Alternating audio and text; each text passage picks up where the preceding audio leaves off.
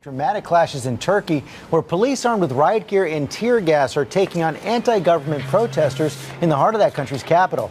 ABC's Alex Marquardt is there. And Alex, U.S. officials watching this closely because Turkey is a key U.S. ally that borders Syria, Iraq, and Iran.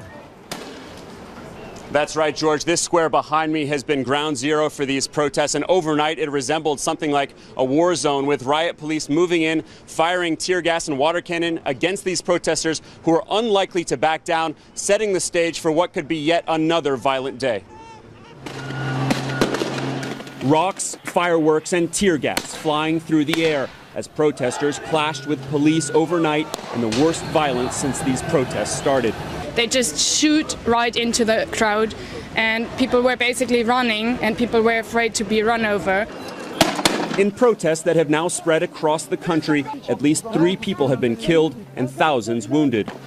Globally, Turkey is the 6th most visited country by tourists. Over 500,000 Americans visit every year.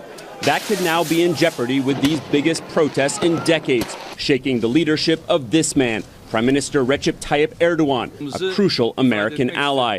Here on Taskim Square, they say he's increasingly authoritarian and imposing his strict brand of Islam. He wants to control everything. He doesn't want anything against him.